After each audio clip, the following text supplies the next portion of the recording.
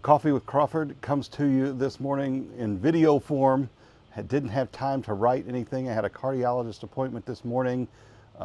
Decent update, nothing new. Eat better, lose weight, exercise more, all of those things. I'm going to write some about those efforts moving forward because I am going to have to do some things a little differently as we get into the summertime. But the advantage of this Coffee with Crawford is that there is actual coffee. I guess this mug comes to you from U of L Political Science Department. So there you go. I had a fast before my appointment this morning, so I'm just now literally getting coffee and I'm having it with you. So what topics do we have to get to? Number one, wow, the Indiana Pacers and New York Knicks. You know, I was ready to go to bed. I figured the Knicks had it wrapped up.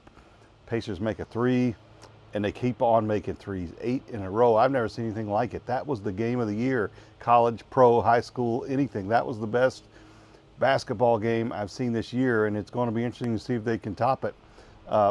Look, I like the Knicks. I love Karl Anthony Towns. He's one of the favorite players I've covered in terms of just being articulate and thoughtful and insightful.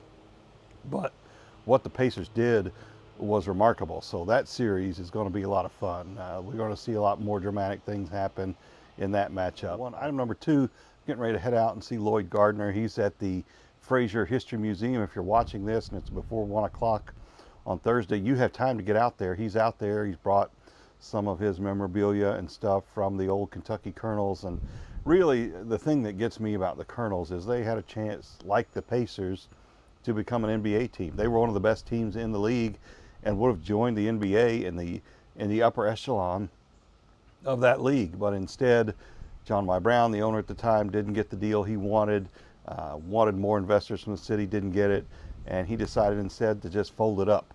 And the ramifications and ripples that's made for the city of Louisville since then, I don't think you can measure. It's incredible. Louisville could have been an NBA city right then. They've wanted to be one ever since. I don't think it's ever going to be one at this point. Just a huge, you talk about historic decisions that leave a mark that maybe you didn't realize at the time. That's certainly one of them. All right, and finally, I usually end these Coffee with Crawford segments with something called The Last Drop. It's a quote, a thought, something for you to take into the day. Today, I'm going to introduce you to a book which I've talked about before on our Overtime webcast and other places. It's by Sally Jenkins. It's called The Right Call. If you're interested in games like we saw with the Pacers and Knicks, what enables some guys to perform and women to perform at their very best in clutch situations, what happens when teams let off the gas or freeze up in those situations.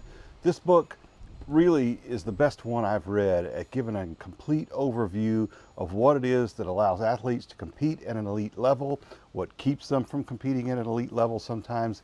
There's hundreds of applications for just regular people like the rest of us in this book. Great quotes throughout. Sally Jenkins wrote a bunch of books with Pat Summitt. She wrote a book with Lance Armstrong. You know, she's seen all the sides of it that you can see. She's probably the best sports writer in America today. And this is a fantastic book. I can't recommend it enough. And I'll leave you with a quote from Pat Summitt in this book. She says, you know, talking about players, she said, they don't care how much you know till they know how much you care. I think that's true of all of us in every aspect of life. So these Coffee with Crawford segments will always be online at WDRB.com. I'm also going to do little companion videos. They may not mirror the written word exactly, but it'll just be more of an informal conversation like this today. If you like what you're seeing, please let me know in the comments here on YouTube or elsewhere, wherever you're watching it. Thank you as always for following.